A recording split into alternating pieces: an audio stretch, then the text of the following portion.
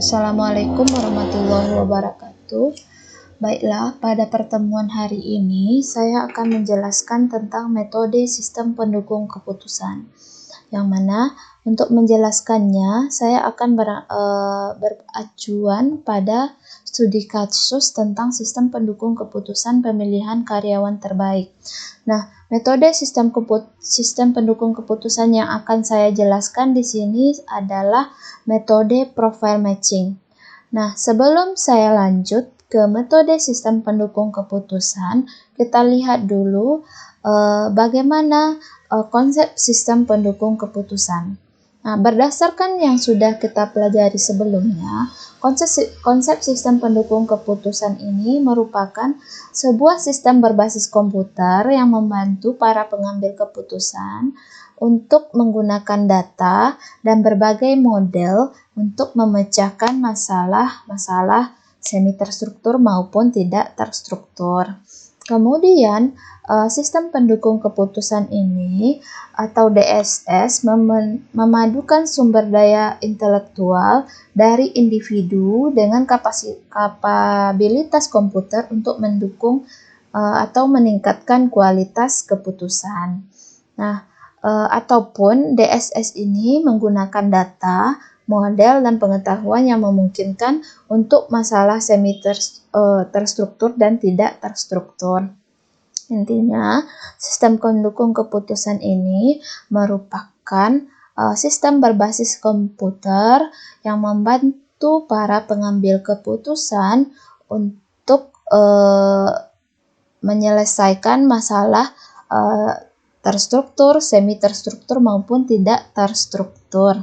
Nah, sebelum mengambil sebuah keputusan, pasti si pengambil keputusan mempunyai data ataupun kriteria khusus di dalam sebuah penilaian.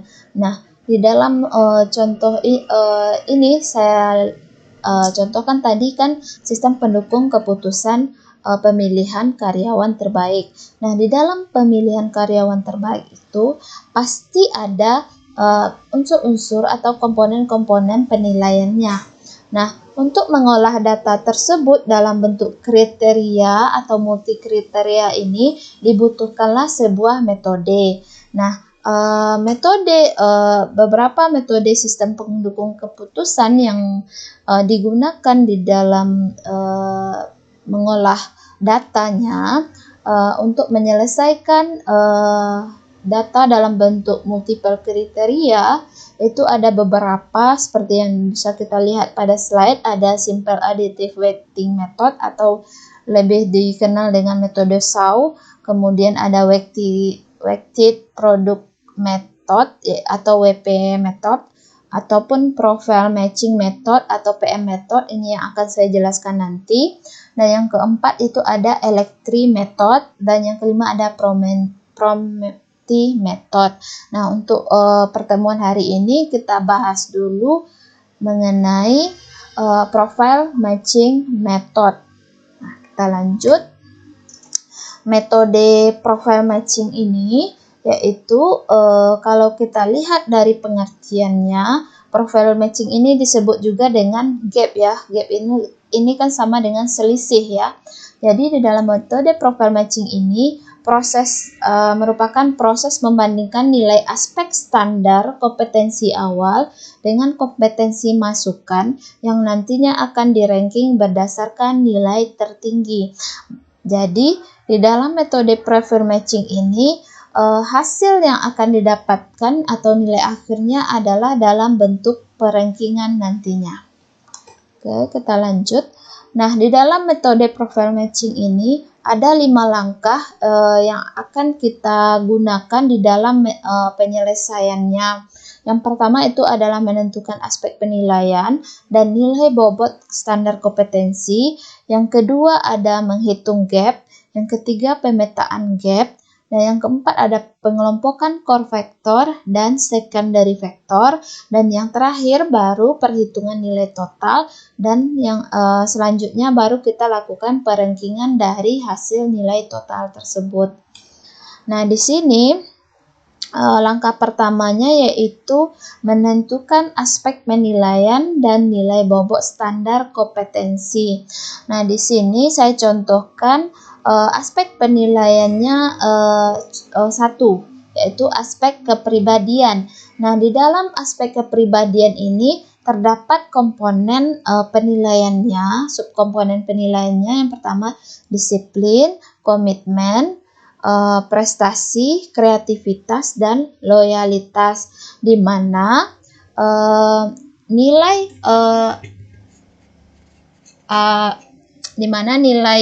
standar yang ditentukan oleh perusahaannya di sini adalah 3. Jadi nilai standar yang ditentukan dari contoh kasus ini oleh perusahaannya yaitu nilai standarnya 3, yaitu dengan kategori melebihi harapan. Itu nilai standarnya. Nah, kemudian pada studi kasus ini akan dilakukan penilaian oleh perusahaan terhadap 3 karyawan. Di sini saya tuliskan saja nama karyawannya, yaitu karyawan 1, karyawan 2, dan karyawan 3. Di mana pada aspek kepribadian ini masing-masing subkomponennya memiliki nilai seperti ini. Dapat kalian lihat di sini ada 3, 4, 1, 2, dan 3 untuk karyawan pertama.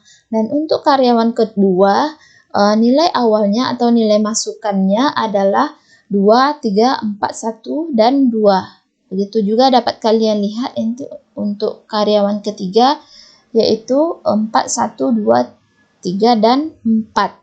Kemudian kita lanjut. Setelah ditentukan nilai awal masing-masing karyawan tadi, kita akan melanjutkan langkah kedua dari metode profile matching ini, yaitu menghitung nilai gap. Untuk menghitung nilai gap ini ada rumusnya, yaitu nilai masukan dikurang dengan nilai ketetapan awal. Nah, berdasarkan aspek penilaian tadi, kan ada kepribadian di sini, disiplin, subkomponen pertamanya, komitmen, prestasi, kreativitas, dan loyalitas. Ini kan merupakan nilai awal atau nilai masukan dari masing-masing karyawan yang akan dinilai. Nah, kemudian profil nilai perusahaan ini adalah merupakan nilai standar yang sudah ditetapkan oleh perusahaan tadi. Nah, berdasarkan rumus menghitung nilai gap ini, yaitu nilai masukan dikurang dengan nilai ketetapan awal. Berarti di sini nilai masukannya adalah 3, kita kurang dengan 3, maka hasilnya adalah 0. Begitu juga untuk karyawan kedua, pada subkomponen disiplin ini, 2 kita kurangkan dengan 3 menjadi -1.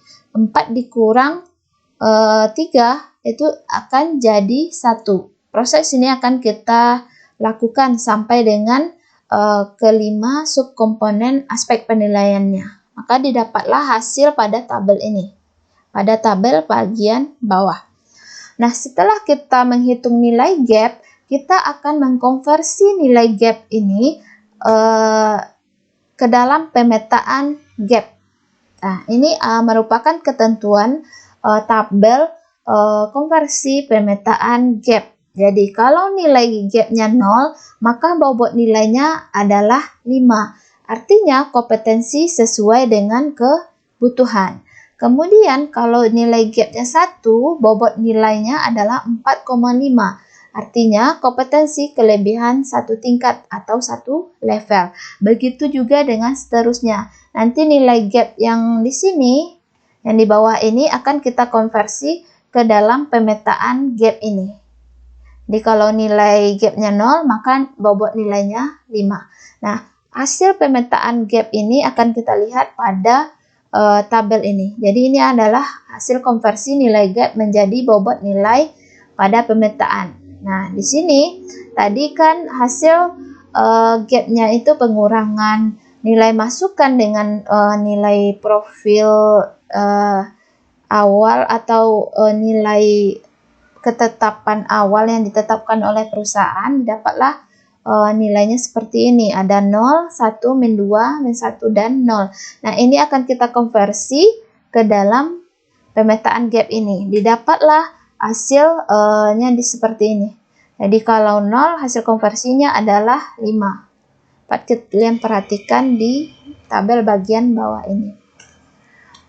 Kemudian, langkah kelima yaitu pengelompokan core factor dan secondary factor.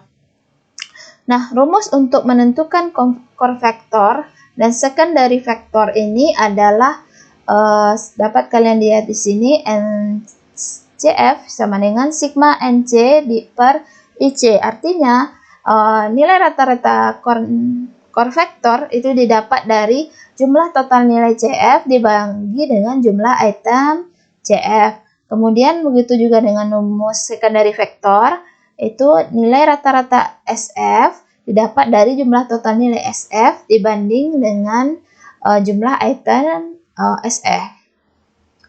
Nah, sebelum kita menghitung nilai core factor dan secondary factor, nah pada contoh ini perusahaannya menentukan nilai core factor atau faktor utama dari aspek penilaian ini yaitu komitmen, prestasi, dan loyalitas ini termasuk ke dalam core factor, di mana persentase dari nilai core factor dan secondary factor ini adalah nanti 100%, harus 100%. Nah, pada contoh ini kan cuma satu aspek ya, aspek ini dari 5 aspek ini didapatkanlah 3 penilaian dari perusahaannya yang menjadi core factor, yaitu komitmen, prestasi, dan loyalitas dengan jumlah nilai persentasenya adalah 60%.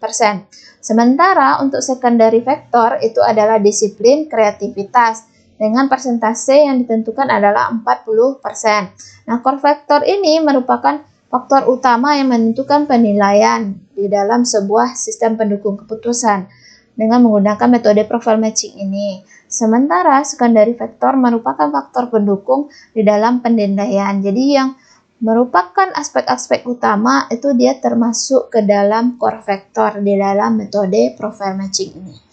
Nah, ini hasil pemetaannya ya, ini core factor 60% dan secondary factor 40% dengan nilai hasil konversi seperti ini tadi ya, 4,5, 3, 5, dan seterusnya.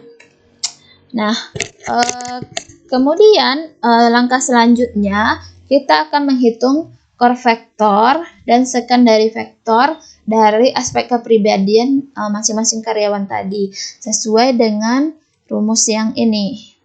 Nilai rata-rata CF didapat dari jumlah total nilai CF dibagi dengan jumlah item CF. Nah, bisa dilihat di sini nilai core factornya di sini yaitu komitmen 4,5 ditambah dengan 3, kemudian ditambah dengan 5, itu dibagi 3 ya.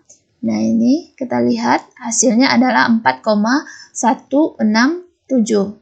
Kemudian untuk karyawan kedua, untuk nilai core factornya 5 ditambah 4,5 ditambah 4 dibagi 3, itu hasilnya 4,5. Dan untuk karyawan yang ketiga, itu 3 ditambah 3 tambah 4,5 dibagi 3, hasilnya 3,83.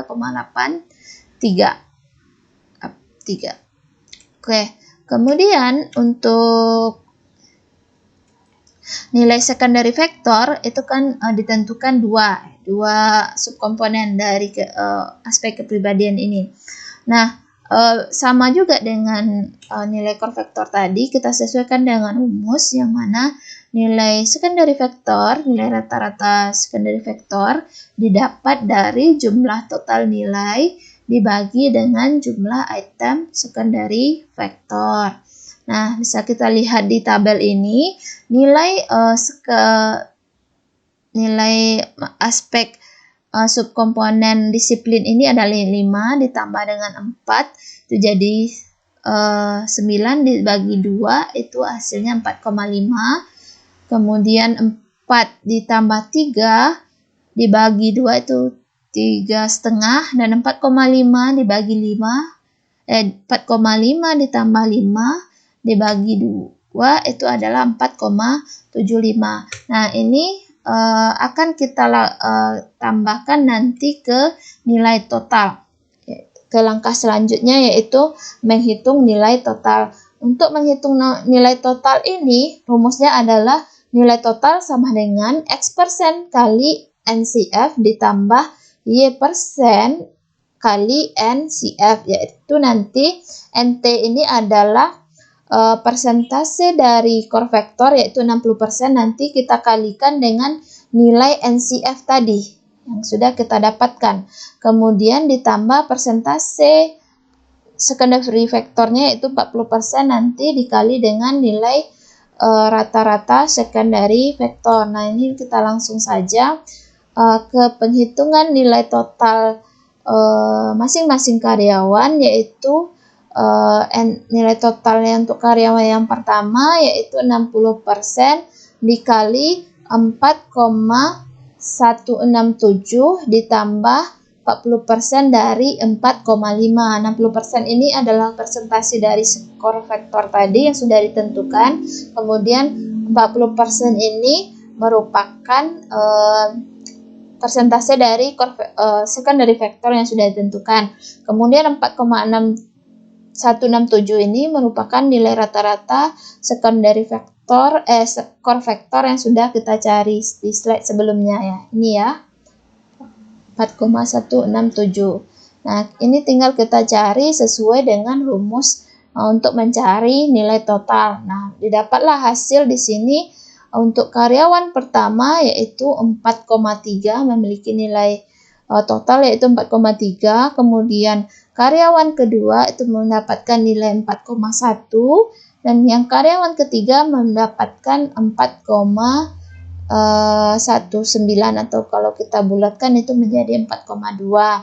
Jadi perankingan dari nilai total keseluruhan ini didapatlah ranking satunya itu adalah karyawan pertama, dan ranking keduanya itu adalah karyawan kedua, dan yang ketiga ranking ketiga itu adalah karyawan ketiga.